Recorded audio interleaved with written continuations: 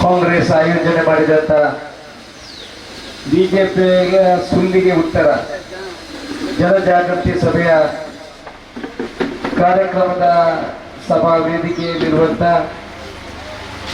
Puttur block ಕಾಂಗ್ರೆಸ್ನ ಅಧ್ಯಕ್ಷರು ಆತ್ಮೀಯರಾಗಿರುವಂತ ಕೃಷ್ಣಪ್ರಸಾದ್ ಅವರೇ, ಕಾಂಗ್ರೆಸ್ನ ಹಿರಿಯ ನಾಯಕರು ಮಾರ್ಗದರ್ಶಕರು ಆಗಿರುವಂತಹ ತಾವು ಹೇಮನಕ್ಷತ್ರೆ, ವಿಭಾಗದ ಮಾಜಿ ಜಿಲ್ಲಾ ಪಂಚಾಯತ್ ಸದಸ್ಯರಾಗಿರುವಂತಹ ಅನಿತಾ ಹೇಮನಕ್ಷತ್ರೆ, ರೈಯ ಸ್ಟೇಟ್ ಎಜುಕೇಶನ್ ಚಾರಿಟೇಬಲ್ ಟ್ರಸ್ಟ್ನ ಕಾರ್ಯಾಧ್ಯಕ್ಷರು ಆಗಿರುವಂತಹ ಸುರೇಶ್ ಶೆಟ್ರೆ, ಆತ್ಮೀಯರು ಈ ಭಾಗದ ಪಕ್ಷದ ನಾಯಕರು ಆಗಿರುವಂತಹ ಶ್ರೀರಾಮ್ ಪಕ್ಕಡ ಅವರೇ, ಈ ಭಾಗದ ವಲಯ ಅಧ್ಯಕ್ಷರು ಆಗಿರುವ ಆತ್ಮೀಯರು ಹಿರಿಯರಾಗಿರುವಂತ ಮೂಸನ್ ಅವರೇ,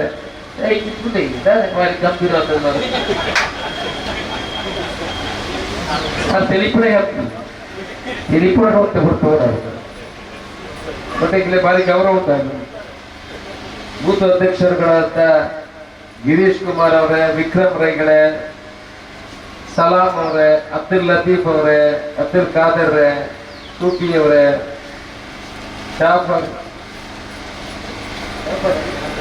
ಜಾಫರ್ ಅವರೇ, ಅಸ್ರಾಫ್ ಅವರೇ, ವೇದಿಕೆಯ ಮೇಲಿರುವಂತಹ ಎಲ್ಲ ಗಣ್ಯರೇ, ವೇದಿಕೆಯ ಎದುರುಗಡೆ ಇರುವಂತ ಪಕ್ಷದ ಹಿರಿಯ ಕಿರಿಯ ನಾಯಕರುಗಳೇ, ಕಾರ್ಯಕರ್ತರ ಬಂಧುಗಳೇ, ಮಾಧ್ಯಮ ಮಿತ್ರರೇ, ನಾನು ಕೌಡಿಚಾರಿನಿಂದ ವಿಟ್ಲದಲ್ಲಿ ಸಭೆ ನಡೀತಾ ಇದೆ. ನಮ್ಮ ಪುತ್ತೂರು ವಿಧಾನಸಭಾ ಕ್ಷೇತ್ರದ ಸುಮಾರು 14 ಕಡೆ ಬಿಜೆಪಿಯ ಸುಳ್ಳಿಗೆ ಉತ್ತರ ಜನಜಾಗೃತಿ ಸಭೆ ನಡೀತಾ ಇದೆ. ಆಗ ಪಕ್ಕಳರು ನನಗೆ ಫೋನ್ ಮಾಡಿದ್ರು, ಕೌಡಿಚಾರ್ಯ ಅದು ಅವರ ಮನೆಯಲ್ಲಿ ಊಟ ಮಾಡ್ತಾ ಇದ್ದೆ. ಆಗ ನೀವು ಬರಲೇಬೇಕು, ಇಲ್ಲಿಗೆ ನಾವು ಕಾಯ್ತಾ ಇದ್ದೇವೆ, ನಾನು ಇಲ್ಲದ ಅಲ್ಲಿಗೆ ಭಾಷಣ ಮುಗಿತೇವೆ, ಅದು ಮುಗಿದು ನಾನು ಅಲ್ಲಿ ಬಿಟ್ಟು ಬಿಡ್ಬೇಕು. ಆನಂತರ ನಮ್ಮ ಮೂಸ ತಗೊಂಡ್ರು ಫೋನು, ಬರೋದೆ ಬರ್ತಿದ್ದೇನೆ ಮತ್ತೆ ಮೂಸನ್ ಅವರು ಹೇಳಿದ ಮೇಲೆ ಅವರು ಹಿರಿಯರಿದ್ದಾರೆ, ಅವರೊಂದು ಮಾತು ಹೇಳುವಾಗ ನಮಗೆ ವಾಪಸ್ ಹೋಗ್ಲಿಕ್ಕೆ ಮನಸ್ಸು ಬರಲಿಲ್ಲ. ಯಾವಾಗಲೂ ತೂಕದ ಮಾತನಾಡುವುದು ಮೂಸನ್ ಅವರು, ಯಾವ್ದೊಂದು ಚಿಲ್ಲರೆ ಕೆಲಸಕ್ಕೆಲ್ಲ ಮಾತಾಡೋರಲ್ಲ. ಮತ್ತೆ ಅವರ ತೂಕದ ಮಾತಿಗೆ ನಾವು ಬೆಲೆ ಕೊಡಬೇಕು ಅನ್ನೋ ದೃಷ್ಟಿಕೋನ ಇಟ್ಕೊಂಡು ಪಕ್ಕದಲ್ಲಿ ಹೇಮನ ಕ್ಷೇತ್ರ ಇದ್ರು. ಈಗಾಗಲೇ ಮತ್ತೆ ಜನಾಗ್ಲಿಕ್ಕೆ ಭಾರಿ ಬೇಜಾರಾಗ್ತದೆ, ಇವರ ಬರಲು ಹಾಗೆ ನಾವು ಸೀದಾ ಆ ಕಡೆ ಹೋಗುವುದು ಈ ಕಡೆ ಬಂದಿದೆ. ಬರಬಾರ್ದು ಅಂತ ನಾನು 2 ದಿವಸಕ್ಕೆ 2 ಸೈಡು ಆ ಕಡೆಗೆ, 2 ಸೈಡ್ ಕಡೆ ಈ ಕಡೆ, ಇನ್ನು 2 ಸೈಡು ಬಿಟ್ಲ ಉಪ್ಪೇನೆ ಕಡೆಗೆ, 6 ಕಡೆಗೆ ದಿವಸಕ್ಕೆ ನಾನು ವಹಿಸ್ಕೊಂಡಿದ್ದೇನೆ. ಎಲ್ಲ ಕಡೆ 15-16 ಕಡೆಗೆ ಹೋಗ್ಲಿಕ್ಕೆ ಆಗುದಿಲ್ಲ. 4 ಗಂಟೆಗೆ ನಾನು ಇಲ್ಲಿಗೆ ಬರ್ತೇನೆ ಅಂತ ಹೇಳಿದ್ದೀನಿ, ಈ ಬಜೆಟ್ 100% ನಾನು ಅಲ್ಲಿ ಬರ್ತೀನಿ ಅಂತ ಹೇಳಿದ್ದೀನಿ. ಅದು ನಾನಿನ್ನ ರಾತ್ರಿ ಹೇಳಿ ಇವತ್ತು ಬೆಳಿಗ್ಗೆ ಇರೇಂಜ್ ಮಾಡಿ ಬಂತು. ಹುಟ್ಟಿನಲ್ಲಿ ನಾವು ಈ ಕಾರ್ಯಕ್ರಮವನ್ನು ಯಾಕೆ ಹೆಚ್ಚೇನು ಮಾತಾಡೋದಿಲ್ಲ, ಹೇಮನ ಶೆಟ್ರು ಮತ್ತೆ ನಮ್ಮ ಪ್ರಮುಖರೆಲ್ಲ ಮಾತಾಡ್ತಾರೆ. ಈ ಕಾರ್ಯಕ್ರಮವನ್ನು ನಾವು ಯಾಕೆ ಇಟ್ಟುಕೊಂಡಿದ್ದೀವಿ ಅಂತ ಹೇಳಿದ್ರೆ, ಬಿಜೆಪಿ ಪಕ್ಷದವರು ಸುಳ್ಳನ್ನು ಹೇಳುವ ಮುಖಾಂತರ ಎಲ್ಲ ಕಡೆ ಸುಳ್ಳು ಹೇಳುವಂಥದ್ದು. ಪ್ರತಿ ಎಲ್ಲ ಪಂಚಾಯತಿನಲ್ಲಿ ಮೊನ್ನೆ ಅವರು ಸ್ಟ್ರೈಕ್ ಮಾಡಿದ್ರು. ಏನಕ್ಕೆ ಸ್ಟ್ರೈಕ್ ಮಾಡಿದ್ರು? ಎಲ್ಲ ಹೆಚ್ಚಿನ ಪಂಚಾಯತ್ಗಳು ಅವರೇ ಅಧ್ಯಕ್ಷರು, ಅವರೇ ಆಡಳಿತ ಮಾಡುವಂಥದ್ದು, ಅವರೇ ಸ್ಟ್ರೈಕ್ ಮಾಡುವಂಥದ್ದು. ಆನಂತರ ಒಂದು ಲೀಸ್ಟ್ಗಳನ್ನೆಲ್ಲ ಹೇಳಿ ಆ ಲೀಸ್ಟ್ಗಳಲ್ಲಿ ಸುಳ್ಳುಗಳನ್ನೆಲ್ಲ ಬರೆದು ಜನರನ್ನು ದಿಕ್ಕು ತಪ್ಪಿಸುವಂತ ಕೆಲಸವನ್ನು ಮಾಡ್ತಾರೆ. ಇಷ್ಟವರೆಗೆ ಏನಾಗ್ತಿತ್ತು, ಅವರು ಹೇಳಿದ್ದನ್ನು ಜನ ಕೇಳ್ತಾ ಇದ್ರು. ಬೇರೆ ಪಕ್ಷದವರು ಯಾರೇ ಅದರ ಬಗ್ಗೆ ವಿವೇಕವಾಗಿ ಅವರ ಸುಳ್ಳನ್ನು ಸರಿಯಾಗಿ ಬಿಡಿಸಿ ಹೇಳುವಂತ ಪ್ರಯತ್ನವನ್ನು ಮಾಡ್ತಾ ಇದ್ದಾರೆ. ಈಗ ಅವರಿಗೆ ನಾವು ಸರಿಯಾದ ಉತ್ತರವನ್ನು ಕೊಡ್ತೇವೆ. ನಾವು ಇವತ್ತು ನಾವು ಸರ್ಕಾರ ನಮ್ಮ ಕೈಯಲ್ಲಿದೆ, ನಾವು ಪ್ರತಿಭಟನೆ ಮಾಡುವುದಲ್ಲ, ಅವರ ಸುಳ್ಳಿಗೆ ಉತ್ತರ ಕೊಡೋದು. ನಮ್ಮ ಜನರನ್ನು, ಸಾರ್ವಜನಿಕರನ್ನು ನಾವು ಜಾಗೃತಿ ಮೂಡಿಸುವಂಥದ್ದು. ಅವರ ಸುಳ್ಳನ್ನು ಹೇಳಿ ಜಾಗೃತಿ ಮೂಡಿಸಬೇಕು.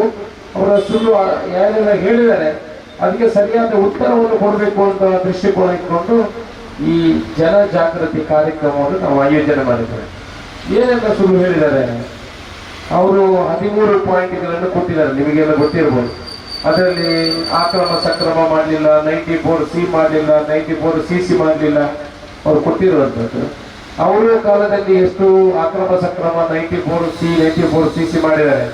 ನಮ್ಮ ಸರ್ಕಾರ ಬಂದು 2 ವರ್ಷ ಆದರೂ 1 ವರ್ಷ 6 ತಿಂಗಳಿಗೆ ನಮ್ಮ ಈ ಸಮಿತಿ ಬಂದಿದೆ. ನಾವು ಸುಮಾರು 3200 ಕಡತಗಳನ್ನು ವಿಲೇವಾರಿ ಮಾಡಿದ್ದೇವೆ. ಪಂಚಾಯತ್ ಗ್ರಾಮ ಪಂಚಾಯತ್ ನಿಮಗೆ ಗೊತ್ತು, ಇದು 2 ಸಲ ಆಗಿದೆ. ಪಂಚಾಯತ್ ವ್ಯಾಪ್ತಿಗೆ ಬಂದು ನಾವು ಕಡತವನ್ನು ವಿಲೇವಾರಿ ಮಾಡುವಂತ ಕೆಲಸವನ್ನು ಮಾಡಿದ್ದೇವೆ. ಇವರು ಮಾಡಿದಾರಾ? ಇವರು ಎಷ್ಟು ಮಾಡಿದ್ದಾರೆ? ಇವರು 5 ವರ್ಷದ ಲೆಕ್ಕ ತೆಗೆದ್ರೆ ನಾವು 1.5 ವರ್ಷದ್ದು ಮಾಡಿದ್ರೆ ಅವರ ನಮ್ಮ ಅರ್ಧಕ್ಕೂ ಕೂಡ ಅವರು ಮಾಡಲಿಲ್ಲ. ಮತ್ತೆ ಅವರು ಹೇಗೆ ಅಕ್ರಮ ಸಕ್ರಮ 94C ಎಲ್ಲ ಮಾಡ್ತಾ ಇದ್ರು. ಯಾರೆಲ್ಲ ದೊಡ್ಡ ದೊಡ್ಡ ದುಡ್ಡಿದೆ ಅವ್ರನ್ನೆಲ್ಲ ಅಕ್ರಮ ಸಕ್ರಮ ಮಾಡಿದ್ದಾರೆ, ಬೇರೆ ಯಾರು ಮಾಡಲಿಲ್ಲ. ಅದು ಇಲ್ಲಿ ಆಫೀಸಿನ ಒಳಗೆ ಕೂತ್ಕೊಂಡು ಮಾಡಿರುವಂಥದ್ದು. ಎಕರೆಗೆ ಎಷ್ಟು? 2 ಲಕ್ಷ ರೂಪಾಯಿ ಎಲ್ಲ. ಅದಕ್ಕೆ ರೇಟ್ ಎಲ್ಲ ಫಿಕ್ಸ್ ಮಾಡಿದ್ರು, ದೊಡ್ಡವ್ರದ್ದೆಲ್ಲ ಮಾಡಿದ್ದಾರೆ. ನಾವು ಎಲ್ಲಿ ದೇವಸ್ಥಾನದಲ್ಲಿ ಬೇಕಿದ್ರೆ ಪ್ರಮಾಣ ಮಾಡಿ ಹೇಳ್ತೇವೆ, ಯಾವುದೇ ಒಬ್ಬ ವ್ಯಕ್ತಿಯಿಂದ ಅಕ್ರಮ ಸಕ್ರಮ 94C ಯಾವುದ್ರಲ್ಲೂ ಕೂಡ ನಾವು 1 ರೂಪಾಯಿನೂ ಕೂಡ ಮುಟ್ಟಿಲ್ಲ. ಹೌದು, ಕೆಲವರೆಲ್ಲ ಹೇಳ್ತಾರೆ ಇವರು VA ಕೇಳ್ತಾನೆ, VA ಕೊಡದೆ ಆಗುದಿಲ್ಲ ಇಲ್ಲ ಹೇಳ್ತಾರೆ. ನನಗೆ ಗೊತ್ತಿದೆ, VA ಕೊಟ್ಟು ನಾವು ಕೊಡ್ಲಿಕ್ಕೆ ಹೇಳಿದ್ವಿ ಕೊಡಿ ಅಂತ. ಇವರು ಹೋಗಿ ಕೊಡು. ಕೆಲವರೆಲ್ಲ ಹೇಳ್ತಾರೆ ಕೊಡುವಾಗ ಅವರು ಬೇಡ ಅಂತ ಹೇಳಿದ್ರೆ ಇವರು ಕಿಸೆಗೆ ಹಾಕ್ತಾರೆ, ಮತ್ತೆ ಇರ್ಲಿ ಅಂತ.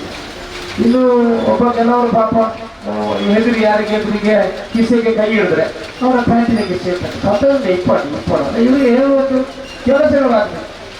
ಅದರಿಂದ ನಾವು ಎಲ್ಲಿ ಬೇಕಾದ್ರೆ ಹೇಳಿದ್ರು ನಾವು ಎಲ್ಲಿ ಕೂಡ 94C ಆಕ್ರಮ ಸಕ್ರಮದಲ್ಲಿ ನಾವು ದುಡ್ಡು ಮಾಡಲಿಲ್ಲ.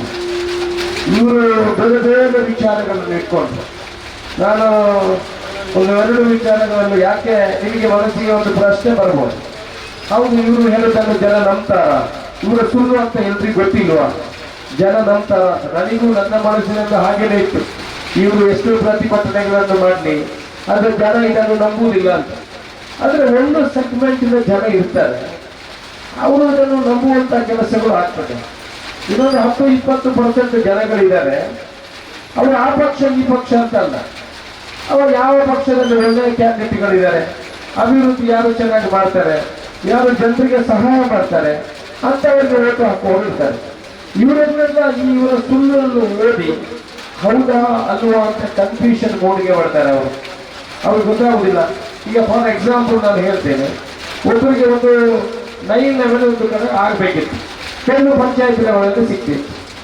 ಈಗ ಅದರಲ್ಲಿ ಹೋಗ್ಬೇಕು, ಗೂಡಕ್ಕೆ ಹೋಗ್ಬೇಕು. ಒಂದು ಮಂಗಳೂರಿಗೆ ಹೋಗ್ಬೇಕಿತ್ತು, ಅದನ್ನು ತಗೊಂಡು ಬಂದು ನಾವು ಗೂಡಕ್ಕೆ ಹಾಕಿದ್ದೀವಿ, ಪುತ್ತೂರಿಗೆ. ಆದರೂ ಅವರಿಗೆ ಮಂಗಳೂರಿಗೆ ಹೋಗಬೇಕು, ಪಂಚಾಯತಲ್ಲಿ ಸಿಕ್ತಿತ್ತು. ಈಗ ನಾವು ಅಲ್ಲಿಗೆ ಹೋಗಬೇಕು, ಅವರು ಇವರು ಹೇಳಿದ್ದು ಸರಿಯಾ ಅಂತ ಒಂದು ಪ್ರಶ್ನೆ ಮನಸ್ಸಿನಲ್ಲಿ ಉದ್ಭವ ಆಗ್ತದೆ. ಅದನ್ನು ನಾವು ಕ್ಲಾರಿಫೈ ಮಾಡಬೇಕಲ್ಲ, ನಮ್ಮ ಕಾರ್ಯಕರ್ತರಿಗೆ ಅದನ್ನು ಹೇಳುವಂಥ ಕೆಲಸ ಮಾಡಬೇಕಲ್ಲ, ಸಾರ್ವಜನಿಕರನ್ನು ತಿಳಿಸುವಂಥ ಕೆಲಸ ಮಾಡಬೇಕಲ್ಲ.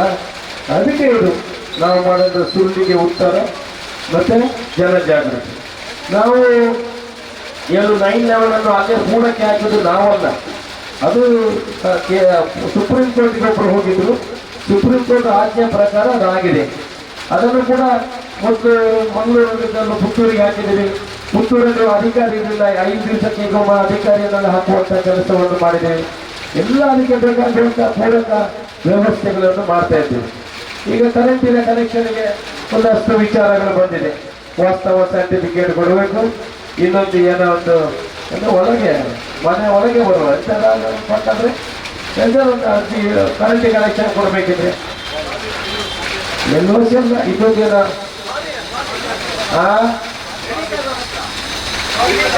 ಸ್ವಾಧೀನ ಪತ್ರ ಎಷ್ಟು ಕೊಡಲಿಕ್ಕೆ ಬಂದಿದೆ. ಮೊದಲು ನಾನು ಪತ್ರ ಕೊಟ್ಟವರಿಗೆಲ್ಲ ಕನೆಕ್ಷನ್ ಕೊಡ್ತಾ ಇದ್ದೆ. ಸುಮಾರು 1,000ವರೆಗೆ ಜನರಿಗೆ ನಾವು ಕರೆಂಟ್ ಕನೆಕ್ಷನ್ ಎಲ್ಲ ಕೊಟ್ಟಿದ್ದೀವಿ ನಾನು ಬಂದ ನಂತರ. ಇವರು ಒಂದು ಕೊಡಲಿಲ್ಲ. ನಾವು 1,000 ಕೊಟ್ಟದ್ದು ಲೆಕ್ಕ ಇಲ್ಲ. ಈಗ ಒಂದು ಯಾವುದೊಂದು ಪತ್ರ ಬಂದು ಇದನ್ನು ಹಿಡ್ಕೊಂಡು ಪತ್ರ ಬಂದೆ. ಅದಕ್ಕೆ ಕೂಡ ನಾವು ಮುಖ್ಯಮಂತ್ರಿಯವರ ಹತ್ರ, ಉಪಮುಖ್ಯಮಂತ್ರಿಯವರ ಹತ್ರ ಚರ್ಚೆ ಮಾಡಿದ್ದೀವಿ. ಮುಂದಿನ ದಿವಸಗಳಲ್ಲಿ ಬಡವರಿಗೆ ಯಾವುದೇ ರೀತಿಯ ತೊಂದರೆ ಆಗದ ರೀತಿಯಲ್ಲಿ ಅದನ್ನು ಕೊಡಬೇಕು ಅನ್ನುವ ವಿಚಾರವನ್ನು ಉಲ್ಲೇಖ ಮಾಡಿ ಇನ್ನೊಂದು 10-15 ದಿವಸದಲ್ಲಿ ಅದಕ್ಕೆ ಬೇಕಾಗುವಂತಹ ಸುತ್ತೋಲೆಗಳು ಬರುವಂತಹ ಕೆಲಸವನ್ನು ಮಾಡ್ತೇವೆ. ಒಟ್ಟಿನಲ್ಲಿ ತಳಮಟ್ಟದಲ್ಲಿ ಯಾರಿಗೂ ತೊಂದರೆ ಆಗದ ರೀತಿಯಲ್ಲಿ ನಾವು ಕೆಲಸ ಮಾಡುವಂತಹ ಕೆಲಸವನ್ನು ಮಾಡ್ತಾ ಇದ್ವಿ. ಇನ್ನೂ ತುಂಬಾ ಇದೆ. 13 ಪ್ರಶ್ನೆಗಳು ಎಲ್ಲ ಚಿಕ್ಕ ಪುಟ್ಟ ಪ್ರಶ್ನೆಗಳು ಏನು ಬರೀಲಿಕ್ಕೆ ಆಗಲಿಲ್ಲ ಅದನ್ನೆಲ್ಲ ಹೊಡೆದಿದ್ದಾರೆ. ನಿವೇಶನ ಕೊಡ್ಲಿಲ್ಲ ಅಂತೆ, ಯಾರಿಗೂ ನಿವೇಶನ ಕೊಡ್ಲಿಲ್ಲ. ಇವರ ಕಾಲದಲ್ಲಿ ಇವರು ಎಷ್ಟು ನಿವೇಶನವನ್ನು ಕೊಟ್ಟಿದ್ದಾರೆ. ದುರ್ಗ ಪ್ರಶ್ನೆ ಇವರು ಬಂದಿದ್ದಾರೆ, ಬರಬೇಕು. ನಮ್ಮ ಪಕ್ಷದ ಪ್ರಮುಖರೆಲ್ಲ ಬಂದಿದ್ದಾರೆ, ನಿಮಗೂ ಸ್ವಾಗತ. ನಾವು ನಿವೇಶನ ಕೊಡಲಿಲ್ಲ ಅನ್ನೋ ವಿಚಾರವನ್ನು ಉಲ್ಲೇಖ ಮಾಡಿದ್ರು. ನಿವೇಶನ ಯಾರಿಗೆ ಕೊಡಲಿಲ್ಲ? ಇವರ ಕಾಲದಲ್ಲಿ ಎಷ್ಟು ನಿವೇಶನ ಇವರು ಕೊಟ್ಟಿದ್ದಾರೆ, ಮನೆ ಎಷ್ಟು ಕೊಟ್ಟಿದ್ದಾರೆ? ನಾವು 2 ವರ್ಷದ ಸುಮಾರು 650 ಮನೆಯನ್ನು ಕೊಟ್ಟಿದ್ದೇವೆ. ಇವರು ಇಡೀ 5 ವರ್ಷದಲ್ಲಿ ಎಷ್ಟು ಮನೆಯನ್ನು ಕೊಟ್ಟಿದ್ದಾರೆ? ನಿವೇಶನ ಇವರ ಸಮಯದಲ್ಲಿ ಕೊಡಲೇ ಇಲ್ಲ. ನಾವು 12 ಗ್ರಾಮ ಪಂಚಾಯತಿಗಳಲ್ಲಿ 300 ಎಕರೆ ಜಾಗವನ್ನು ರಿಸರ್ವ್ ಮಾಡಿದ್ವಿ. ನಿಮ್ಮ ಕಾರ್ಯಕರ್ತರಿಗೆಲ್ಲ ಗೊತ್ತಿರಲಿ. ನಾನು ಇವಾಗ ಹರಿಹರಕ್ಕೆ ಹೋಗಿದ್ದೆ. ಅಲ್ಲಿ ಒಂದು ನಮ್ಮ ಕಾಲೋನಿಯವರು ಎಂತ GRC ಕಾಲೋನಿಯವರು ಒಂದು 10 ಜನ ಬಂದರು. ಎಕರೆಗೆ ಇಲ್ಲೇ ಇದ್ದು ಸೈಟ್ ಇದ್ದು ಸೈಟ್ ಇದ್ದಿದ್ದೆ. ಸೈಟ್ ತಗೊಳ್ಳಿಕ್ಕೆ ಜನ ಇಲ್ಲ ಅಂತ ನಾವು ಕಾಯ್ತಾ ಇದ್ದೇವೆ. ನಿಮ್ಮ ಗಮನಕ್ಕೆ ಇರಲಿ, ನಾವು ಸೈಟ್ ಕೊಡಬೇಕು, ತಗೊಳ್ಬೇಕು. ನಮಗೆ 2,000 ಜನರಿಗೆ ನಿವೇಶನ ಒಂದೇ ಸಮಯದಲ್ಲಿ ಕೊಡಬೇಕು. ಅದಕ್ಕಾಗಿ 300 ಎಕರೆ ಜಾಗವನ್ನು ರಿಸರ್ವ್ ಮಾಡಿದ್ದೀವಿ. ಆ ಜಾಗಕ್ಕೆ ಬೇಕಾದ ರಸ್ತೆಗಳನ್ನು ಮಾಡ್ತೀವಿ, ಕರೆಂಟ್ ಕೊಡ್ತೀವಿ, ನೀರು ಕೊಡ್ತೇವೆ. ಯಾರು ಅರ್ಜಿ ಕೊಡ್ಲಿಕ್ಕೆ ನಾವು ಕಾರ್ಯಕರ್ತರು ಏನಾದ್ರೆ ಅಲ್ವಾ, ಬೇಕಾದ ಬಗೆ ಕಡೆ ಬಂದಾಗ ಬ್ರೆಡ್ ಕೊಡ. ಮತ್ತೆ ಈ ಪಾಪದವರಿಗೆಲ್ಲ ನಮಗೆ ಬಂದಾಗ ಬ್ರೆಡ್ ತಿಂಡಿ ಎಲ್ಲ ಅವರ ಬೇಕಾದಲ್ಲಿ ಕೊಡುತ್ತೇವೆ. ಅದಕ್ಕೆ ಕೇಳುತ್ತೆ. ಸೊ ನಾವು ಎಲ್ಲ ಕಾರ್ಯಕರ್ತರು ಏನಿದ್ದಾರೆ ನಮಗೆ ಗೊತ್ತಿರಬೇಕು, ಬಡವರ ಸೇವೆ ಮಾಡಿದ್ರೆ ಮಾತ್ರ ಓಟ್ ತಗೊಳ್ಳಿಕ್ಕೆ ಸಾಧ್ಯ. ಈ ಬಿಜೆಪಿಯವರ ಸುಳ್ಳು ಬಿಟ್ಟರೆ ಏನು ಮಾಡಲಿಕ್ಕೆ ಸಾಧ್ಯ ಇಲ್ಲ. ದಯಮಾಡಿ ನಾನು ಅವರಿಗೆ ಬಿಜೆಪಿಯವರಿಗೆ ಹೇಳುವಂಥದ್ದು, ನಾವು 2,000 ಜನರಿಗೆ ನಿವೇಶನವನ್ನು ಕೊಡ್ತೇವೆ. ನಿಮ್ಮ ಜನ್ಮದಲ್ಲಿ ಹೇಳಿ ನೀವು ಕೊಟ್ಟದಿದ್ರೆ ನಾವು ಅವರಿಗೆ ನಿವೇಶನ ಮಾತ್ರ ಮನೆ ಮಾಡಿ ಕೊಡ್ತೇವೆ. ನನ್ನ ಸ್ವಂತ ಖರ್ಚಿನಲ್ಲಿ 10 ಎಕರೆ ಜಾಗವನ್ನು ಖರೀದಿ ಮಾಡಿ 250 ಜನರಿಗೆ ನಿವೇಶನವನ್ನು ಕೊಡ್ತೇನೆ. ನಿಮ್ಮ ಸ್ವಂತ ಖರ್ಚಿನಲ್ಲಿ ಒಬ್ಬರಿಗೆ ಕಟ್ಟಿಕೊಟ್ಟಿದ್ರೆ ಹೇಳಿ ಸ್ವಾಮಿ, ಒಬ್ಬರಿಗೆ ಹೇಳಿ. 5 ವರ್ಷ ಇದ್ರಲ್ಲ, ಈವರೆಗೆ ನಮ್ಮ ಟ್ರಸ್ಟಿನಲ್ಲಿ 100 ಜನರಿಗೆ ಮನೆ ಕಟ್ಟಿಕೊಟ್ಟಿದ್ದೇವೆ. ಸುಮಾರು 22,000 ಜನರಿಗೆ ಸಹಾಯ ಮಾಡಿದ್ದೇವೆ. ನೀವು ಒಬ್ಬರಿಗೆ ಮಾಡಿದ್ರೆ ಹೇಳಿ ನೋಡ. ಅದರಂತೆ ರೀಲು ಬಿಡ್ತೀರಲ್ಲ, ನಿಮಗೆಲ್ಲ ಅವರಿಗೆ ಏನಾಗಿದೆ ಅಂತ ಹೇಳಿದ್ರೆ, ಈಗ ಅವರ ಅಸ್ತಿತ್ವವನ್ನು ಕಳ್ಕೊಳ್ಳುವಂತ ಪರಿಸ್ಥಿತಿಗೆ ಬಂದಿದ್ದಾರೆ. ಏನಿಲ್ಲ, ಎಲ್ಲಿ ಇಲ್ಲ. ದೊಡ್ಡ ದೊಡ್ಡ ಲೀಡರ್ಗಳನ್ನೆಲ್ಲ ಹೊರಗೆ ಹಾಕಿ ಆಗಿದೆ. ಈಗ ಹಿಂದೆ ಬಸವರಾಜ ಬೊಮ್ಮಾಯಿ CM ಇದ್ರಲ್ಲ, ಎಲ್ಲಿದ್ದಾರೆ ನೋಡಿದ್ರೆ ನೀವು? ಎಲ್ಲಾದ್ರೂ ನೋಡಿದ್ರೆ ಹೇಳಿ, ಒಂದೆಲ್ಲ ಎಲ್ಲ ಈ ಕಪ್ಪನ್ನು ತಿಂದು ಅದರ ವೇಸ್ಟ್ ಅನ್ನು ಬಿಸಾಕ್ತಾರಲ್ಲ, ಆ ತರ ಎಲ್ಲ ಬಿಸಾಕಿ ಆಗಿದೆ. ಬಸವರಾಜ ಬೊಮ್ಮಾಯಿ, ಜಗದೀಶ್ ಶೆಟ್ಟರ್, ಈಶ್ವರಪ್ಪ, ನಾನವರನ್ನು ದೂರದಲ್ಲ. ಇವರು ನನ್ನ ಟಿವಿಗೆಲ್ಲ ತೋರಿಸ್ತೇನೆ, ಅದಕ್ಕೆ 21 ಟಿವಿ ಅಂತ. ಆಯ್ತು ಮನೆ ಟಿವಿ ಆಯ್ತು, ನೀವು ಸಮಾಧಾನವಾಗಿ ಟಿವಿ ಮಜಾ. ನಿಮ್ಮ ದೋಸ್ತು ನಳಿನ್ ಕುಮಾರ್ ಕಥೆಗಳು ಅವ್ರು ಆ ಕಡೆ ಹೇಳುದು ಟಿವಿ ನನಗೇನು ತೊಂದರೆ ಇಲ್ಲ. ಆದ್ರೆ ಪಾಪ ಬಂದು ಸಾಯಂಕಾಲ ಬರೋ ಮತ್ತೆ ಕೆಲವೊಂದನ್ನು ಆತ್ಮೀಯರೆಲ್ಲ ಫೋನ್ ಮಾಡ್ತಾರೆ, ಇನ್ನೆಲ್ಲ ಮತ್ತೆ ಮೆಲ್ಲನೆ ಇರುತ್ತಿ ಅಂಚೆ ನೆರ್ರೆ ಬಂದಿ ಅಂತ. ಅದಕ್ಕೆ ನಾನು ಹೇಳಿಲ್ಲ ಕೆಲವೊಮ್ಮೆ ಹೆಸರಿಲ್ಲ, ತೊಂದರೆ ಯಾರಿಲ್ಲ. ಈಗ ಬಿಜೆಪಿಯವರಿಗೆ ನಾವು ಅವರನ್ನು ಟಾರ್ಗೆಟ್ ಮಾಡಬೇಕಂತ ಇಲ್ಲ. ಯಾರ್ದಾದ್ರೂ ಸುದ್ದಿ ಯಾರಿಲ್ಲ, ಅವರ ಮಸೀದೆ ಇದ್ದಾರೆ ಕತ್ತಿರ್ಕೊಂಡು. ಯಾವ್ದಾದ್ರು ಅವರು ನಮಗೆಲ್ಲ, ಕಾಂಗ್ರೆಸ್ನವರಿಗೆಲ್ಲ, ಬಿಜೆಪಿಯವರು ಎಲ್ಲರನ್ನೂ ಸೈಡ್ ಲೈನ್ ಮಾಡಿ ಆಗಿದೆಲ್ಲ. ಯಾರು ಇಲ್ಲಲ್ಲ, ಅವರಿಗೆ ಮಾತಾಡ್ಲಿಕ್ಕೆ ಆಗುದಿಲ್ಲ. ಹೀಗೆ ಮಾತಾಡೋದು, ಮಾತಾಡಿದ್ರೆ ಎಲ್ಲಾದ್ರೂ ಆ ಕಡೆ ಬೇರೆ ಪಕ್ಷಕ್ಕೆ ಹೋಗ್ಬೇಕು, ತೆಗ್ದು ಬಿಸಾಕ್ತಾರೆ. ಇಲ್ಲಾಂದ್ರೆ ಅವನ ಮೇಲೆ ಇನ್ಕಮ್ ಟ್ಯಾಕ್ಸ್ ರೈಡ್ ಮಾಡ್ತಾರೆ, ಇಲ್ಲಂದ್ರೆ ಅವನ ಹತ್ರ ED ಬಿಡ್ತಾರೆ, ಅವನು ಕೋರ್ಟಿಗೆ ಹಾಕ್ತಾರೆ. ಅದಕ್ಕೆ ಪಾಪ ಅವರು ಸುಮ್ಮನೆ ಕೂತು ನೋಡ್ತಾ ಇರ್ತಾರೆ. ಏನ್ ಮಾಡೋದು? ನನ್ನ ಮೇಲೆ ನಾನು ಬಿಜೆಪಿಯಿಂದ ಕಾಂಗ್ರೆಸ್ಗೆ ಬಂದ ಕೂಡ ನನಗೊಂದು ಇನ್ಕಮ್ ಟ್ಯಾಕ್ಸ್ ರೈಡ್ ಅಂತ. ಅಲ್ಲಿ ಚೀಲದಲ್ಲಿ ಮರದಲ್ಲಿ ದುಡ್ಡಿತ್ತು, ಎಲ್ಲ ಮರದಲ್ಲಿ ಬದನೆಕಾಯಿ ಆಗುತ್ತೆ ದುಡ್ಡು ಇಡ್ಲಿಕ್ಕೆ. ಮತ್ತೆ ಇವರು ಬದನೆ ಕೊಟ್ಟರೆ ಮರದಲ್ಲಿ ಇಡದೆ ಮತ್ತೆ ನೆಲದಲ್ಲಿ ಇಡ್ಲಿಕ್ಕೆ ಆಗ್ತದೆ. ಗಂಟೆಗೆ ಬಂದಾಗ ಎಲ್ಲರೂ ತಿಕ್ಕೊಂಡು ಈ ತರ ಎಲ್ಲ ಮಾಡ್ತಾರಲ್ಲ, ಇದನ್ನೆಲ್ಲ ಹೇಳಲಿಕ್ಕೆ ಆಗುದಿಲ್ಲ. ಅದಕ್ಕೆ ಈ ಬಿಜೆಪಿ ಅವರು ಆ ಕಡೆ ಬಿಟ್ಟು ಹೋಗುದಿಲ್ಲ, ಅವರನ್ನು ದೂರ ಮಾಡಿದ್ರು ಆಗಿರುತ್ತೆ. ಎಲ್ಲಾದ್ರಿಂದ ನಾವು ಅವರಿಗೆ ನೀವು ನಮ್ಮ ಪಕ್ಷಕ್ಕೆ ಬನ್ನಿ ಅಂತ ನಾವು ಸಿಗ್ನಲ್ ಕೊಟ್ರೆ ಈ ಮಂಗ ಆಡ್ತದಲ್ಲ, ದೊಡ್ಡ ಮರದಿಂದ ಇನ್ನೊಂದು ಮರಕ್ಕೆ ಪಟಕ್ ಪಟಕೆ ಹೊರಕ್ಕೆ ಆಡ್ತಾರೆ, ಎಲ್ಲರೂ ಮಂದಿ ಬರ್ತಾರೆ. ಆದ್ರೆ ತೊಂದರೆ ಏನಂತ ಹೇಳಿದ್ರೆ ಅವರು ಹೇಳ್ತಾ ಇದ್ದಾರೆ, ಎಕನೊಬ್ಬ ಚಾರ ಕಾಲಿ ಇಚ್ಚಿ ಅದು ಬರ್ಕೊಂಡು ಬರ್ಚಿ ಅಂತ. ನಮ್ಮದ್ರ ಚಾರ ಕಾಲಿ ಇಲ್ಲ ಅವ್ರಿಗೆ ಕೊಡ್ಲಿಕ್ಕೆ, ಇಲ್ಲಂದ್ರೆ ಎಲ್ಲ ಬರ್ತೇವೆ. ಆದ್ರೆ ನಾನು ಯಾವರನ್ನು ಕರೀದೇವು, ಬರುವವರು ಬರ್ಬೋದು, ನಾವೆಲ್ಲ ಬೇಡ ಅಂತ ಹೇಳೋದಿಲ್ಲ, ಬರುವವರು ಬರ್ಬೋದು, ಒತ್ತಡದಲ್ಲಿ ಬೇಡ ಅಂತ. ಅವ್ರಿಗೆ ಅಲ್ಲಿ ಎಲ್ಲ ಸಮಾಧಾನ ಆದ ನಂತರ ಎಲ್ಲ ಮನಸ್ಥಿತಿಯನ್ನು ಬದಲು ಮಾಡಿಕೊಂಡು ಬರಲಿ. ನಾವು ಹೇಳುವಂಥದ್ದು ಇಷ್ಟೇ ನೋಡಿ, ನೀವು ಇಷ್ಟರವರೆಗೆ ಜಾತಿ ಧರ್ಮ ಅಂತ ಹೇಳಿಬಿಟ್ಟು ಊಟನ್ನು ತೆಗೊಳ್ಳುವಂತ ಕೆಲಸವನ್ನು ಮಾಡಿದ್ರಿ. ಧರ್ಮದ ಬಗ್ಗೆ ಭಾಷಣವನ್ನು ಕೊಡ್ತಾರೆ. ನಾನು ಆಗ ಒಂದು ಅಲ್ಲಿ ಹೇಳಿದೆ ಭಾಷಣದಲ್ಲಿ, ಧರ್ಮ ಅಂತಂದ್ರೆ ಏನು, ಧರ್ಮದ ಬಗ್ಗೆ ನಾವು ಧರ್ಮದಲ್ಲಿ ಎರಡು ರೀತಿಯ ಧರ್ಮಗಳಿದೆ. ಭಾಷಣ ಮಾಡುವಾಗ ನಾವು ಹೇಳುವಂಥದ್ದು ಅವರ ಧರ್ಮ ಅಂದ್ರೆ ನಮ್ಮ ಹಿಂದೂ ಸಂಸ್ಕೃತಿ ಆಗ್ಬೋದು, ಬೇರೆ ಬೇರೆ ಸಂಸ್ಕೃತಿಗಳು ಧರ್ಮದ ಬಗ್ಗೆ ಹೇಳ್ತೇವೆ. ಇನ್ನೊಂದು ನಾವು ಬೈಯುವಾಗ ಹೇಳ್ತೀವಲ್ಲ, ಧರ್ಮದ ತಿಂದು ಹೋಗಿ ಕಲುವಿ ಅಂತ. ಇವ್ರದ್ದು ಎರಡು ಇದೆ, ಇದು ಒರಿಜಿನಲ್ ಧರ್ಮ ಅಂತ ಇವತ್ತು, ಇವರು ಧರ್ಮಕ್ಕೆ ತಿಂದು ಹೋಗಿ ಅಂತ ಕಳುಹಿರುತ್ತೆ, ಅದೇ ಆ ಧರ್ಮ ಇವರು ಬರೋದಲ್ಲಿ ಭಾಷಣ ಮಾಡೋದು, ಏನಾದ್ರೂ ಹೇಳುದು, ಮತ್ತೆ ಸರಿ ತಿನ್ನುದು, ಬೊಂಡಲ ಕೊಟ್ಟು ಬೊಂಡಲ ಕೊಡ್ತೀವಿ, ಬೊಂಡಲ ಹಾಕೋದು, ಶಾಲು ಹಾಕೊಳ್ಳೋದು, ಎಲ್ಲ ತಗೊಳ್ಳೋದು, ಗಟ್ಟಿ ತಿನ್ನೋದು, ಮತ್ತೆ ಸೀದಾ ₹1 ರಸೀದಿ ಮಾಡ್ತಾರೆ. ಇವರು ನೋಡಿನಿ ಅವ್ರ ರಸೀದಿ ಇದೆಯಾ? ಅವ್ರು ಧರ್ಮದ ಬಗ್ಗೆ ಮಾತಾಡ್ತಾರಲ್ಲ, ನಮ್ಮ ಇದರ ಬಗ್ಗೆ ಚರ್ಚೆ ಮಾಡಲಿ. ಇಡೀ ದಕ್ಷಿಣ ಕನ್ನಡ ಜಿಲ್ಲೆಯಲ್ಲಿ ಯಾರೆಲ್ಲ ಧರ್ಮದ ಬಗ್ಗೆ ಮಾತಾಡ್ತಾರೆ ನಮ್ಮ ಹತ್ರ ಬಂದು ಚಾಲೆಂಜ್ ಮಾಡಿ, ನಾವೆಷ್ಟು ದುಡ್ಡು ಕೊಟ್ಟಿದ್ದೀವಿ ವೈಯಕ್ತಿಕ ನೆಲೆಯಲ್ಲಿ, ಅವರೆಷ್ಟು ಕೊಟ್ಟಿದ್ದಾರೆ, ಅವರ ಧರ್ಮಕ್ಕೆ ಅವರ ಸಾಧನೆಗಳೇನು. ಇವರು ಬರೀ ಭಾಷಣ ಬಿಗಿದು ಮಾತ್ರ, ಜನ ಕೂಡ ಅರ್ಥ ಮಾಡ್ಕೊಳ್ತಾರೆ. ಪುತ್ತೂರಿಗೆ ನಮ್ಮ 5 ಗ್ಯಾರಂಟಿಗಳು ಬಂತು. 5 ಗ್ಯಾರಂಟಿಗಳು ಬರುವಾಗ ಏನ್ ಹೇಳಿದ್ರು, ಇದು ಕೊಡುವುದೇ ಇಲ್ಲ, ಕಾಂಗ್ರೆಸ್ ಇದು ಸುಳ್ಳು. ಇವರು ಇದೇನ ಹೇಳಿದ್ರು, 5 ಗ್ಯಾರಂಟಿಗಳು 45 ದಿವಸದಲ್ಲಿ ಸರ್ಕಾರ ಕೊಡ್ತು. ಇವತ್ತು ಏನಾಗಿದೆ, ಪ್ರತಿ ಮಹಿಳೆಯರಿಗೆ, ಪ್ರತಿ ಅವರವರ ಹೆಂಡತಿಗೆ, ಮನೆಯ ಒಡತಿಗೆ ಒಂದೊಂದು ₹2,000 ಬರ್ತದೆ ಅಲ್ಲ. ನಾಲ್ವರು ಇಲ್ಲದು 2 ಮದುವೆವರೆಗೆ ಒತ್ತೆ ಬರುತ್ತೆ ಅಂತ ನೋಡುವ. ನೆಕ್ಸ್ಟ್ ಏಜ್ ನೋಡುವ, ಅದಕ್ಕೆ ಏನಾದ್ರು ಮಾಡ್ಲಿಕ್ಕೆ ಆಗ್ತದೆ ನೋಡುವ. ಅದ್ರ ಅಧಿಕತೆ ಇದ್ರೆ ಅದಲ್ಲ,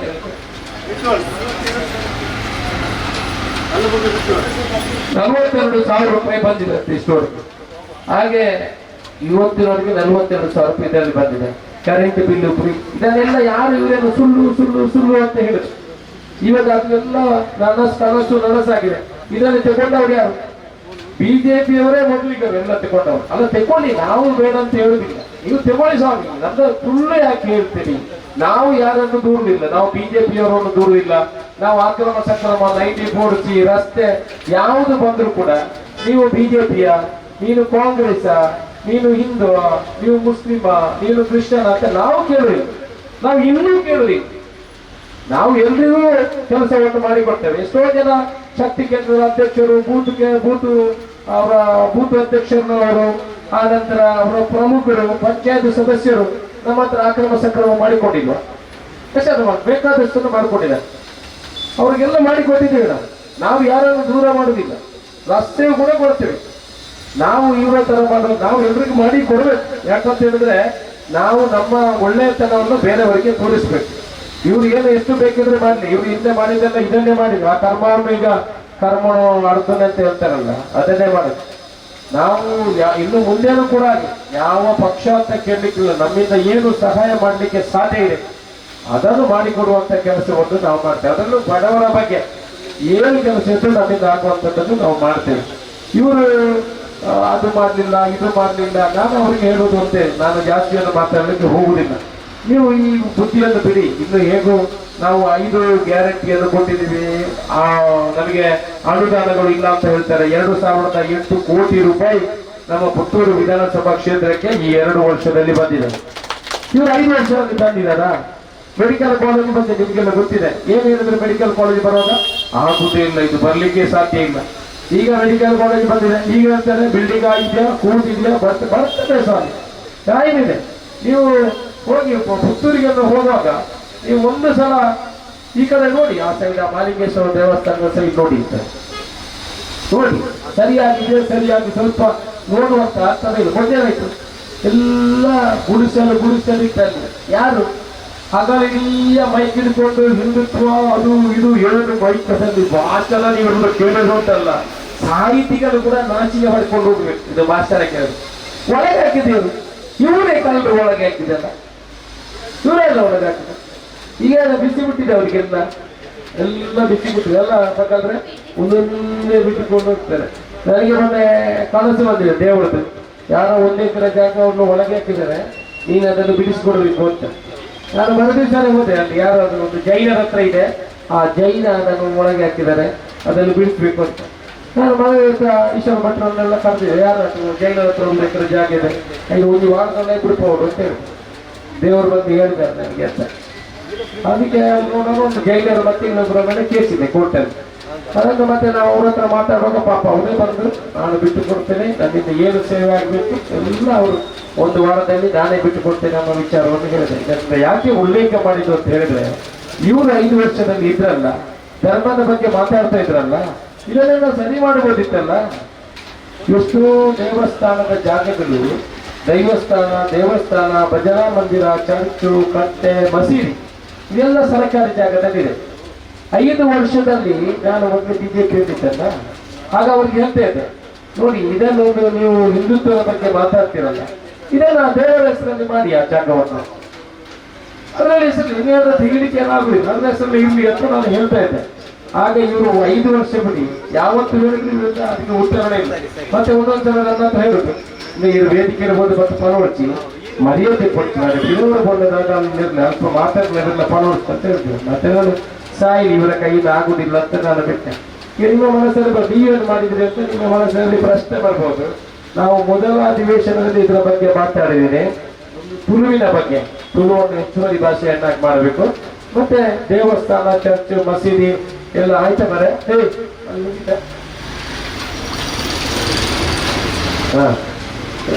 ಹತ್ರ ಮಾತಾಡ್ಲಿಕ್ಕೆ ಹೋಗ್ತಾ ಅಲ್ಲಿ ಆಯ್ತಂತ ನೋಡ್ಲಿಕ್ಕೆ. ಹಾಗೆ ಅವ್ರ ಹತ್ರ ಹೇಳಿದೆ ಅದನ್ನೆಲ್ಲ ನೀವು ಆ ಹೆಸರಲ್ಲಿ ಮಾಡಿ ಅಂತ. ಈಗ ನಾವು ಕೂಡ ಅದನ್ನು ಮಾಡುವಂತ ಕೆಲಸವನ್ನು ಮಾಡ್ತೇವೆ. ಯಾಕೆ ಈಗಲೇ ಮಾಡಿಲ್ಲ ಅಂತ ಹೇಳಿದ್ರೆ, ಇವರಿಗೆ ಹಿಂದುತ್ವ ಅಂದ್ರೆ ಧರ್ಮ ಅಂತ ಹೇಳಿದ್ರೆ ಏನಂತ ನಾವು ತಿಳಿಸ್ಕೊಡ್ತೀವಿ ಅಂತ ನಾವು. ಇವ್ರು ಮಾಡಿಲ್ಲ 5 ವರ್ಷದಲ್ಲಿ, ಇವ್ರು ಮಾಡಲಿಲ್ಲ. ಇವ್ರ ಹತ್ರ ಕೊಳಿತೇ ಇದೆ ಬೇಕಾದಷ್ಟು, ಇವರನ್ನ ಪಾಪದ ಕೊಡ ತುಂಬಿ ತುಳುಕ್ತಾ ಇದೆ. ಮತ್ತೆ ನಮಗೆ ಯಾಕೆ ಬರುತ್ತೆ, ನಮ್ಮ ಹತ್ರ ನಮ್ದು ಸುಳ್ಳು, ಈ ಸುಳ್ಳುಗಳನ್ನೆಲ್ಲ ಹೇಳಿ ಮಾಡುವಂಥದ್ದು. ನಾನು ಇವರಿಗೆ ಹೇಳಲಿಕ್ಕೆ ಇಚ್ಛೆ ಪಡುವಂಥದ್ದು ಒಂದೇ, ದಯಮಾಡಿ ನಮ್ಮ ತಂಟೆಗೆ ನೀವು ಬರಬೇಡಿ, ನಿಮ್ಮ ತಂಟೆಗೆ ನಾವು ಬರಬೇಕು. 5 ವರ್ಷ ನಮಗೆ ಜನ ಆಶೀರ್ವಾದ ಮಾಡಿದ್ದಾರೆ. ನಾವು ಜನರ ಅದು ಪಕ್ಷಾತೀತವಾಗಿ ಕಾಂಗ್ರೆಸ್, ಬಿಜೆಪಿ ಎಲ್ಲರ ಋಣವನ್ನು ತೀರಿಸುವಂತ ಕೆಲಸವನ್ನು ಮಾಡ್ತೇವೆ. ಬಡವರಿಗೆ ಸೇವೆ ಮಾಡುವಂತ ಪ್ರಾಮಾಣಿಕ ಕೆಲಸವನ್ನು ಮಾಡ್ತೇವೆ. ಇನ್ನಷ್ಟಲ್ಲ, ಇನ್ನಷ್ಟು ಜನ ಸಮಾನ ಮನಸ್ಕರು ಬಿಜೆಪಿಯವರನ್ನ ನಮ್ಗೆ ಹೇಳ್ತಾ ಇರ್ತಾರೆ. ಈಗ ನಾವು ಆಕ್ರಮ ಸಂಕ್ರಮಣ ಮಾಡಿಕೊಟ್ಟಿದ್ವಲ್ಲ, ಅವರು ಖಂಡಿತ ಬಿಜೆಪಿ ಪಕ್ಷದಲ್ಲಿ ಇದ್ದವರು ಏನೇನು ಗಂಟ ಹೆಂಡತಿ ಕೂಡ ಬಂದು ನನ್ನ ಹತ್ರ ಹೇಳಿ ಹೋಗಿದ್ದಾರೆ. ಯಾಕಂದ್ರೆ ಕರ್ಮ ಸರ್ ಮುಕ್ಕಳಿಗೆ ಬಲಿತಾರ ಆತಿಸಿ ಅದು ಇದು ಮಂತು ಬರೀರತ್ತ, ಯಾಕಂದ್ರೆ ಇದನ್ನೇ ಯಾಕಂದ್ರೆ ನಮ್ಮ ದೇವರಿತ್ತಲ್ಲ ಇದನ್ನು ಹೊರಟಿದಪ್ಪ ಪುಡ ಅಂತ ಹೇಳಿದ್ದಾರೆ. ನಾನು ಅವ್ರ ಹತ್ರ ಏನು ಒತ್ತಡ ಮಾಡಲಿಲ್ಲ, ಆದ್ರೆ ಅವರು ಒಳ್ಳೆಯವರಿದ್ದಾರೆ, ಅವರ ಹೆಸರನ್ನೇನು ಹೇಳಲಿಕ್ಕೆ ಹೋಗುದಿಲ್ಲ. ನಾನು ಅವರು ಒಳ್ಳೆಯವರೇ, ಅವರಲ್ಲಿ ಕೆಟ್ಟವರಂತ ನಾನು ಹೇಳುವುದಿಲ್ಲ, ಅವರು ಕೂಡ ಒಳ್ಳೆಯವರು. ಆದ್ರೆ ಮತ ಹೋಗಿ ಖಂಡಿತ ಆ ಪಕ್ಷದಲ್ಲಿ ಇದ್ರೆ ನನಗೆ ಖಂಡಿತ ಆಗ್ತದೆ, ನೀವು ನೋಡಿಬಿಟ್ಟು ನೆನಪಿರ್ತದಲ್ಲ, ಅವ್ರಿಗೆ ಜಾಗ ಮಾಡಿ ಕೊಟ್ಟದ್ದು ನಾವಲ್ಲ, ಅದನ್ನು ಖಂಡಿತ ಮರೀರಿ. ನಾವು ಎಷ್ಟು ಸಹಾಯ ಮಾಡ್ಲಿಕ್ಕೆ ಆಗುತ್ತೆ ಎಷ್ಟು ಸಹಾಯವನ್ನು ಮಾಡುವಂತ ಕೆಲಸವನ್ನು ಮಾಡಬೇಕು. ನಾವು ನಮ್ಮ ಕಾರ್ಯಕರ್ತರಿಗೆ ಕೂಡ ಅದನ್ನೇ ಹೇಳುವಂಥದ್ದು. ನಾನು ಅವ್ರಿಗೆ ಹೇಳುದು, ದಯಮಾಡಿ ನಮ್ಮ ತಂಟೆಗೆ ಬರಬೇಡಿ. 142 ಶಾಸಕರು ನಮ್ಮ ಕರ್ನಾಟಕದಲ್ಲಿ ನಮಗೆ ಬಂದಿದ್ದಾರೆ. 5 ಗ್ಯಾರಂಟಿಗಳು ಒಳ್ಳೆ ರೀತಿಯಲ್ಲಿ ಕೆಲಸ ಮಾಡ್ತದೆ. ಒಬ್ಬ ಮಹಿಳೆಗೆ ಸರ್ಕಾರಿ ಸಂಬಳದ ತರ 2,000 ರೂಪಾಯಿ ಸಂಬಳ ತರ ತಿಂಗಳಿಗೆ ಬರ್ತದೆ. ಬರುವ ಸಲ ಅದು 4,000 ಹಾಕ್ಬೋದು, 5,000 ಹಾಕ್ಬೋದು. ಅದರಿಂದ ಇನ್ನು ಒಂದು 20-25 ವರ್ಷ ನೀವು ನಿಮ್ಮಷ್ಟಕ್ಕೆ ಕೂತ್ಕೊಳ್ಳಿ. ನಿಮ್ಗೆ ಇನ್ನು ಹೊಸ ಅಧಿಕಾರಕ್ಕೆ ಬರ್ಲಿಕ್ಕೆ ಆಗುದಿಲ್ಲ. ಏನಾದ್ರೂ ಮನೆಯಲ್ಲಿ ರೆಸ್ಟ್ ಮಾಡಿ, ಕೃಷಿ ಇದ್ರೆ ಕೃಷಿ ಮಾಡಿ, ಏಜ್ ಆಗಿದ್ರೆ ಇನ್ನು ರಿಟೈರ್ಮೆಂಟ್ ಆಗಿ ನಿಮ್ಮಷ್ಟಕ್ಕೆ ಮಾಡಿ. ಅಷ್ಟವರೆಗೆ ನಾವು ಅಭಿವೃದ್ಧಿ ಮಾಡ್ತೇವೆ, ನಾವು ಅಭಿವೃದ್ಧಿ ಮಾಡಿ ತೋರಿಸ್ತೀವಿ. ನೀವು ಇವಾಗ ನಿಮ್ಮ ಇನ್ಸ್ಟಾಗ್ರಾಮ್ ಅನ್ನು ಓಪನ್ ಮಾಡಿ ನೋಡಿದ್ರೆ 3 ಲಕ್ಷ ಜಾಬ್ ಕರ್ನಾಟಕದಲ್ಲಿ ಕ್ರಿಯೇಟ್ ಮಾಡಿದ್ದಾರೆ. ಯಾರು ಮಾಡಿದ್ರು ಸ್ವಾಮಿ? ಯಾರು ಮಾಡಿದ್ರು? ನೋಡಿ ಇನ್ಫೋಸಿಸ್ ಯಾರಿಗೆ ಕೆಲಸ ಇಲ್ಲ ಎಲ್ರಿಗೂ ಡೈರೆಕ್ಟ್ ಇಂಟರ್ವ್ಯೂ. ಇನ್ಫೋಸಿಸ್, ವಿಪ್ರೋ, ಯಾವುದೆಲ್ಲ ಕಂಪನಿಗಳೆಲ್ಲ ಇದೆ. ಇನ್ಸ್ಟಾಗ್ರಾಮ್ ಅನ್ನು ನಿಮ್ಮ ಮನೆಯಲ್ಲಿ ಎಜುಕೇಶನ್ ಡಿಗ್ರಿ ಆದವ್ರಿಗೆ ದಯಮಾಡಿ ಇನ್ಸ್ಟಾಗ್ರಾಮ್ ನೋಡಿ, ಎಲ್ರಿಗೂ ಕೆಲಸ. 3 ಲಕ್ಷ ಜನರಿಗೆ ಕೆಲಸ ಕೊಡುವಂತ ಕೆಲಸಗಳಾಗಿದೆ. ಉದ್ದಿಮೆ ಎಷ್ಟು ಬೆಳೆದಿದೆ ಅಂತ ನಿಮ್ಗೆ ಗೊತ್ತಿರ್ಬೋದು. ನಾವು ಮಾತಾಡುವಾಗ ಏನ್ ಮಾಡ್ತಾರೆ, ಅಹಮದಾಬಾದ್ ದೊಡ್ಡ ರಾಜ್ಯ, ದೇಶದಲ್ಲಿ ಒಂದು ಬೊಂಬೈ ಆದ್ರೆ ಇನ್ನು ಎರಡನೇದು ಯಾವುದು, ಮೋದಿ ಅವರವರು ಯಾವುದು, ಅಲಹಾಬಾದ್ ಅಂತ ಹೇಳ್ತಾರೆ. ನಿಮ್ಗೆ ಗೊತ್ತಿದ್ಯಾ, ದೇಶದಲ್ಲಿ ನಂಬರ್ 1 ಮುಂಬೈ ಮಹಾರಾಷ್ಟ್ರ ಆದ್ರೆ ನಂಬರ್ 2 ನಮ್ಮ Karnataka. We are the second highest tax pair of this country. ಹಾಗಾದ್ರೆ ಮುಂದುವರೆದವರು ಅಂದ್ರೆ ಟ್ಯಾಕ್ಸ್ ಅವ್ರು ಜಾಸ್ತಿ ಕಟ್ಟಬೇಕಲ್ಲ, ಕಟ್ಟಿಲ್ಲ ನಾವು. ನಾವು ಸೆಕೆಂಡ್ ಹೈಯೆಸ್ಟ್. ಹಾಗಾದ್ರೆ ದೇಶದಲ್ಲಿ ನಾವು ನಂಬರ್ 2. ಒಂದು ಮುಂಬೈ, ನೆಕ್ಸ್ಟ್ ಅಹಮದಾಬಾದ್. ಇದೆಯಾ? ಏನು ಸರ್ಕಾರವಿದೆ ಕರ್ನಾಟಕದಲ್ಲಿ? ಕಾಂಗ್ರೆಸ್ ತಾನೇ. ಮತ್ತೆ ಡೆವಲಪ್ಮೆಂಟ್ ಆಗ್ಲಿಲ್ವ? ಇವ್ರಿಗೆ ಏನಿಲ್ಲ, ಸುಮ್ಮನೆ ಸುಳ್ಳು ಹೇಳಿ ಹೇಳಿ ಜನರ ದಾರಿಯನ್ನು ತಪ್ಪಿಸುವಂತ ಕೆಲಸವನ್ನು ಮಾಡ್ತಾರೆ. ನಾನು ಇನ್ನು ಒಂದು ಉದಾಹರಣೆಗೆ ಈ ಸಭೆಯನ್ನು ನಾವು ಯಾಕೆ ಮಾಡಿದೀವಿ ಅನ್ನೋ ಒಂದು ಚಿಕ್ಕ ಉದಾಹರಣೆಯನ್ನು ಕೊಟ್ಟು ನನ್ನ ಭಾಷಣವನ್ನು ಮುಗಿಸ್ತೇನೆ. 2 ಸಲ ಹೇಳಿ ಹಾಕಿ ಮುಗಿಸುದು ಒಳ್ಳೇದಲ್ಲ ಮಾತನ್ನ. ಇದು ನಮ್ಮಲ್ಲಿ ಒಬ್ಬ ವಾಚ್ಮ್ಯಾನ್ ಇದ್ದ. ಬಂದ ಕೂಡಲೇ, ನಾನು ಹೋದ ಕೂಡಲೇ ಒಂದು ದಿವಸ ಪಟ್ಟಂತ ಸಲ್ಯೂಟ್ ಆಗ್ತದೆ. ನಾನು ಭಾರಿ ಜೋರು ಸಲ್ಯೂಟ್ ಹೊಡೆದಿದ್ದಾನೆ. ಏನೊಂದು 90 ಹೊಡೆದಿರಬೇಕು ಅಂತ ತಿಳ್ಕೊಂಡೆ. ಹೊಡೆದಿರ್ಬೋದು ಸಾಯಂಕಾಲ, ಗೊತ್ತಿಲ್ಲದಂತೆ. ಆನಂತರ ಅವನು ಹೇಳಿದಾಗ, ಅವನು ಎಷ್ಟು ವರ್ಷದಿಂದ ಕಾಂಗ್ರೆಸ್ ಕಾರ್ಯಕರ್ತ, ನಮ್ಮ ಸಮಾಜದವರೆಲ್ಲ ಕಾಂಗ್ರೆಸ್ನವರು, ಎಲ್ಲ ಮತ ಹಾಕಿದವರು, ನಮಗೆ ಮತ ಹಾಕಿದವರು ಇರುವುದು ಅದರಲ್ಲಿ. ಆದರೂ ನಮಗೆಲ್ಲ ಮತ ಹಾಕಿದವರು ಅದರಲ್ಲಿ ಇರುವಂಥದ್ದು, ನಾವಿರುವಂಥದ್ದು. ಆದರೂ ಕೂಡ ಈಗ ಗ್ಯಾಸಿಗೆ ರೇಟ್ ಜಾಸ್ತಿ ಮಾಡಿದ್ದಾರೆ. ಇವತ್ತು 57 ರೂಪಾಯಿ ಜಾಸ್ತಿ ಆಗಿದೆ ಅಂತ ಹೇಳಿದ್ರು. ಏನಿಗೆ ಹೇಳಿದ್ರು, ನಾನು ಸ್ಟೇಟ್ ಬ್ಯಾಂಕಿಗೆ ಹೋಗುವಾಗ ಬಿಜೆಪಿ ಅವರ ಸ್ಟ್ರೈಕ್ ಆಗ್ತಿತ್ತು. ಬಿಜೆಪಿ ಅವರು ಭಾಷಣದಲ್ಲಿ ಹೇಳ್ತಿದ್ರು, ಇವತ್ತು ಕೂಡ ಗ್ಯಾಸ್ಗೆ 57 ರೂಪಾಯಿ ಜಾಸ್ತಿ ಆಗಿದೆ. ನೀವು ಗೊತ್ತಾ, ನಿಮ್ಗೆ ಬೇಕಾ, ನಿಮಗೆ ಕಾಂಗ್ರೆಸ್ ಹಾಗೆ ಹೀಗೆ ಅಂತ ಹೇಳ್ತಿದ್ರು ಅಂತ. ನಾನೇನು ಹೇಳಿದೆ, ಈ ಮಾರಾಯ 100 ಕಿಲೋಮೀಟರ್ ಸ್ಪೀಡ್ ಅಲ್ಲಿ ಇದ್ದಾನೆ, ಇವನಿಗೆ ಹೇಗೆ ಸರಿ ಮಾಡೋದು ಅಂತ ಹೇಳಿ. ಅದೇ ನೋಡು ಮಾರಾಯ, ಅದು ಕೇಂದ್ರ ಸರ್ಕಾರ ಮಾಡುವಂಥದ್ದು, ರಾಜ್ಯದಲ್ಲಿ ಅಲ್ಲ. ಗ್ಯಾಸಿಗೆ ಪೆಟ್ರೋಲ್ಗೆಲ್ಲ ರೇಟ್ ಮಾಡೋದು ಅವರು, ನಮ್ದಲ್ಲ. ನೀನ್ ಯಾಕೆ ಕಾಂಗ್ರೆಸ್ ಸರ್ಕಾರದ ಬಗ್ಗೆ ಹೇಳ್ತೀಯ? ಕಾಂಗ್ರೆಸ್ ಹೆಂಚಿನ ಬಂದ್ಬಿಡಿರಿ. ಕರ್ನಾಟಕದ ಸಿದ್ದರಾಮಯ್ಯ ಒಳ್ಳೇದು ಮುಖ್ಯಮಂತ್ರಿ ಅಲ್ಲ ಮುಖ್ಯಮಂತ್ರಿ ಕೇಂದ್ರದ ಕೊಟ್ಟ ಬರ್ಬಿಡಿ. ಕೂಡ ನಿಖಿಲ ತಿಂದು ಸಿದ್ದರಾಮಯ್ಯ ಮಾಡಿಕೊಡತ್ತ. ಇವನಿಗೆ ಹೇಗೆ ಹೇಳುದಂತ ನನಗೆ ಅರ್ಥ ಆಗಲಿಲ್ಲ. ಮತ್ತೆ ಏನಾದ್ರು ಮಿಕ್ಸಿಯಲ್ಲಿ ಹಾಕಿ ಅವನ ತಲೆಗೆ ಹಾಕೊಳ್ಳಿಕ್ಕೆ ಆಗುದಿಲ್ಲ. ಮತ್ತೆ ಹೇಗೆ ಹೇಳುದು? ಏನಾದ್ರೂ ನನ್ನ ತಾಳ್ಮೆಯನ್ನು ನಾನು ಸರಿ ಮಾಡಿ ಮಾಡಿ ಮಾಡಿ ಮಾಡಿ 10 ನಿಮಿಷ ಆಗುವಾಗ ಒಂದು ಅಂದಾಜು ಬಂದಿದ್ದಾನೆ ಅವನು. ಆದ್ರೂ ಅವನು 100% ಚೇಂಜ್ ಆಗ್ಲಿಲ್ಲ. ಇನ್ನು ಕೋಪದಲ್ಲೇ ಇದ್ದ. ಒಂದು ಕೋಪ ಗ್ಯಾಸಿಗೆ ರೇಟು, ಒಂದೇ ಅವನ ಬೇರೆ ಕೋಪಗಳು ಇರ್ಬೋದು, ಇರ್ಲಿ. ಆದ್ರೂ ನಾನು ಯಾಕೆ ಇದನ್ನು ಉಲ್ಲೇಖ ಮಾಡಿದೆ ಅಂತ ಹೇಳಿದ್ರೆ, ನೋಡಿ ಜನ ಹೇಗೆ ಆಲೋಚನೆ ಮಾಡ್ತಾರೆ ಅಂತ. ಇವರ ಸುಳ್ಳನ್ನು ಜನ ಯಾವ ರೀತಿ ಅರ್ಥೈಸ್ಕೊಳ್ತಾರೆ. ಈಗ ಅವರಿಗೆ ಗೊತ್ತಿಲ್ಲ ಪಾಪ, ಅದು ಕೇಂದ್ರ ಮಾಡುದ ರಾಜ್ಯ ಮಾಡುದ ಅಂತ. ಈಗ ಇವರು ಕೂಡ ಈ ಸುಳ್ಳು ಹೇಳಿದ್ರಲ್ಲಿ ಒಂದಷ್ಟು ಜನ ಅವರು ಸ್ವಲ್ಪ ಸ್ವಲ್ಪ ಇಫೆಕ್ಟ್ ಆದವರು ಇದ್ರೆ, ಈಗ 9/11 ಆಗಿದ್ದವರು ಅಂತವ್ರು ಇದ್ರೆ ಅವರು ತಿಳ್ಕೊಂಡು, ಹೌದು ಇದರಿಂದ ನಮಗೆ ತೊಂದರೆ ಆಯಿತು. ಅದಕ್ಕೆ ನಾವು ಈ ಜನ ಜಾಗೃತಿ, ಈ ಸುಳ್ಳಿಗೆ ಉತ್ತರ ಕೊಡುವಂತಹ ಕಾರ್ಯಕ್ರಮವನ್ನು ನಾವು ಹಮ್ಮಿಕೊಂಡಿರುವಂತದ್ದು. ನಮ್ಮ ಪ್ರಭುಗಳು ಇನ್ನಷ್ಟು ನಿಮ್ಮನ್ನು ಉದ್ದೇಶಿಸಿ ಮಾತಾಡ್ತಾರೆ. ನನಗೆ ವಿಟ್ಲ ಪಟ್ಟಣದಲ್ಲಿ ಆಗ್ತಾ ಇರುವಂತ ಒಂದು ಕಾರ್ಯಕ್ರಮಕ್ಕೆ ಹೋಗ್ಲಿಕ್ಕಿದೆ. ನಾವೆಲ್ಲ ಕಾರ್ಯಕರ್ತರಿದ್ದೀವಿ. ದಯಮಾಡಿ ಅದನ್ನು ಎಲ್ರಿಗೂ ತಿಳಿಸುವಂತ ಕೆಲಸವನ್ನು ಮಾಡಬೇಕು. ನಮ್ಮ ಮೂಸರ ಮತ್ತೆ ಪಕ್ಕಲರ ಒಳ್ಳೆಯ ಕಾರ್ಯಕ್ರಮ, ಜನ ಕಮ್ಮಿ ಅದೇ ಕೆಲವಂತೆ. ನನ್ನ ಇಲ್ಲಿ ಒಂದು ನಾವೆಲ್ಲ 100, 150, 200 ಜನರನ್ನು ಆಲೋಚನೆ ಮಾಡುವಂಥದ್ದು. ಅದಕ್ಕೆ ನಾನು ಓಡಿಕೊಂಡು ಬಂದದ್ದು. ಇಲ್ಲಿ ಬರುವಾಗ 60 ಜನ ಮಾತ್ರ. ಅದರಿಂದ ಮುಂದಿನ ದಿವಸಗಳಲ್ಲಿ ನೀವು ಕೂಡ ಸ್ವಲ್ಪ ಕಾರ್ಯೋನ್ಮುಖರಾಗಿ ಆದಷ್ಟು ಜನಗಳಿಗೆ ಸೇವೆ ಮಾಡುವಂತ ಕೆಲಸ, ನಿಮಗೆ ಅನುಭವಗಳಿದೆ. ಕೂಸನವರು ಸೈಲೆಂಟಾಗಿ ಕೆಲಸ ಮಾಡೋರು, ಮಕ್ಕಳು ಕೂಡ ಅವರ ಮತ್ತೆ ಎಲ್ಲ ಪ್ರಮುಖ ನಮ್ಮ ಪಂಚಾಯತ್ ರಾಮನಗರ ಇದ್ದಾರೆ. ನೀವೆಲ್ಲ ಸೇರಿ ನಮ್ಮ ಪಂಚಾಯತ್ ಅಧ್ಯಕ್ಷರು ಇದು ಮನುಷ್ಯರಲ್ಲ. ಸರಿ, ಎಲ್ಲ ನೀವೆಲ್ಲ ಸೇರಿ ಇನ್ನಷ್ಟು ಬಲಿಷ್ಠವರ. ಯಾರು ಕೂಡ ಸೈಟ್ ಇಲ್ಲ, ಯಾರು ಕೂಡ ನೀರಿಲ್ಲ, ಯಾರು ಕೂಡ ಕರೆಂಟ್ ಇಲ್ಲ ಅಂತ ಹೇಳ್ಬಾರ್ದು. ಮತ್ತೆ ರಿಕ್ಷಾ ಡ್ರೈವರ್ಗಳಿದ್ದಾರೆ ಇಲ್ಲಿ, ದಯಮಾಡಿ ನಿಮಗೆ ಆ ಕಾರ್ಡ್ ಒಂದು ಪಡ್ಕೊಳ್ಳುವಂತ ಕೆಲಸವನ್ನು ಮಾಡಿ, ನಮ್ಮ ಕಚೇರಿಯಲ್ಲಿ ಫ್ರೀಯಾಗಿ ಮಾಡಿಕೊಡ್ತೇವೆ.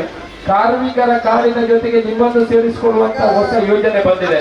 ಅದರಲ್ಲಿ 5 ಲಕ್ಷ ರೂಪಾಯಿ ಅಂತ ಆಕ್ಸಿಡೆಂಟ್ ಬೆನಿಫಿಟ್, ನಿಮ್ಮ ಮಕ್ಕಳಿಗೆ ಮದುವೆ ಆದ್ರೆ 60,000 ರೂಪಾಯಿ ಸಿಗುವಂತದ್ದು, 55 ವರ್ಷದಿಂದ ನಂತರ ನಿಮಗೆ ಪೆನ್ಷನ್ ಸಿಗುವಂತದ್ದು, ಸ್ವಾಭಾವಿಕ ಮರಣ ಆದ್ರೆ 2 ಲಕ್ಷ ರೂಪಾಯಿ ಸಿಗುವಂತದ್ದು, ನಿಮ್ಮ ಮಕ್ಕಳ ಸ್ಕಾಲರ್ಶಿಪ್ ಬರುವಂತದ್ದು, ಇಂಜಿನಿಯರಿಂಗ್ ಕಾಲೇಜಲ್ಲಿ ಲ್ಯಾಪ್ಟಾಪ್ ಕೊಡುವಂತದ್ದು ಎಲ್ಲ ಯೋಜನೆಗಳಿದೆ.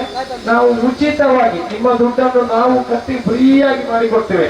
ದಯಮಾಡಿ ನೀವು ಆ ಪ್ರಯೋಜನವನ್ನು ನೀವು ಪಡ್ಕೊಳ್ಬೇಕು ಅಂತ ವಿನಂತಿ ಮಾಡಿಕೊಂಡು, ಯಾವಾಗಲೂ ಇವತ್ತು ನಿಮ್ಮ ಸಮಯವನ್ನು ಕೊಟ್ಟು ಈ ಕಾರ್ಯಕ್ರಮಕ್ಕೆ ಬಂದಿದ್ರಿ. ಇನ್ನಷ್ಟು ಭಾಷಣವನ್ನು ಕೇಳುವಂತಹ ಕೆಲಸವನ್ನು ನೀವು ಮಾಡಬೇಕು. ಒಳ್ಳೆಯ ರೀತಿಯಲ್ಲಿ ಪಕ್ಷವನ್ನು ಕಟ್ಟೋಣ. ನೀವು ನಿಮ್ಮ ಚುನಾವಣೆಯಲ್ಲಿ ನಮಗೆ ಮತ ಹಾಕಿ ನನ್ನನ್ನು ಆಯ್ಕೆ ಮಾಡಿಸುವಂತ ಕೆಲಸವನ್ನು ಮಾಡಿದ್ರಿ. ನಿಮ್ಮ ಗೌರವಕ್ಕೆ ಕುಂದು ಬರದ ರೀತಿಯಲ್ಲಿ ಮುಂದಿನ ದಿವಸಗಳಲ್ಲಿ ಕೆಲಸ ಮಾಡ್ತೇನೆ ಅನ್ನೋ ವಿಚಾರವನ್ನು ಮಾಡಿ ನಿಮಗೆಲ್ಲ ತಲೆ ತೆಗೆಸಿ ವಂದಿಸಿ ನನ್ನ ಮಾತನ್ನು ಮುಗಿಸ್ತೀನಿ. ಜೈ ಹಿಂದ್.